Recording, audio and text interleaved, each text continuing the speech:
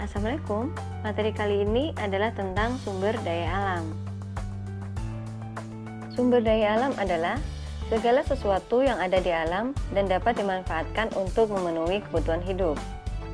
Berdasarkan sifatnya, sumber daya alam dibagi menjadi dua, yaitu sumber daya alam dapat diperbarui dan sumber daya alam tidak dapat diperbarui.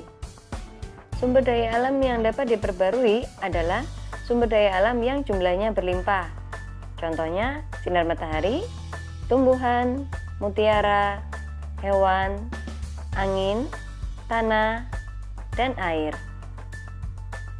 Selanjutnya, sumber daya alam yang tidak dapat diperbarui adalah sumber daya alam yang jumlahnya terbatas, seperti minyak bumi, batu bara, dan bahan tambang.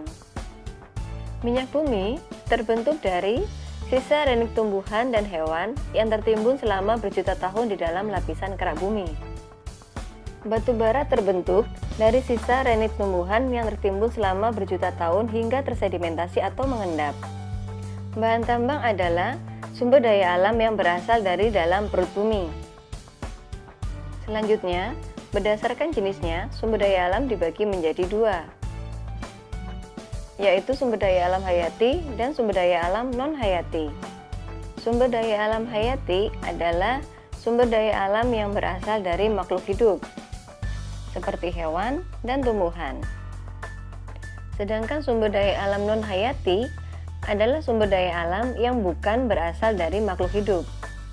Contohnya air, tanah, udara, angin, ombak, dan bahan tambang. Berdasarkan daerahnya, hasil sumber daya alam dibagi menjadi tiga, yaitu dataran rendah, dataran tinggi, dan pantai. Perkebunan contohnya kelapa, karet, tebu, dan lain-lain. Pertanian contohnya jagung, padi, selada, dan lain-lain. Perikanan air tawar seperti gurami, mujair, nila, dan lain-lain.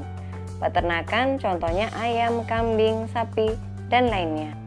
Dataran tinggi yaitu perkebunan, contohnya stroberi, apel, tembakau, dan lain-lain.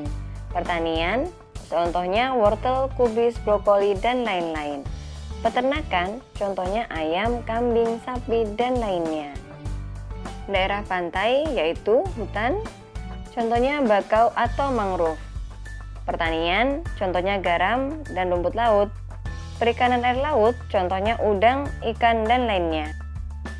Contoh hasil sumber daya alam di beberapa daerah, yaitu Sidoarjo sebagai penghasil udang dan bandeng, daerah Malang sebagai penghasil apel, daerah Probolinggo sebagai penghasil mangga,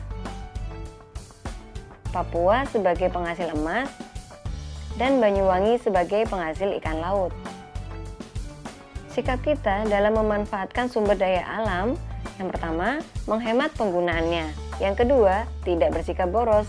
Yang ketiga, melestarikannya. Tujuannya agar sumber daya alam tidak cepat habis.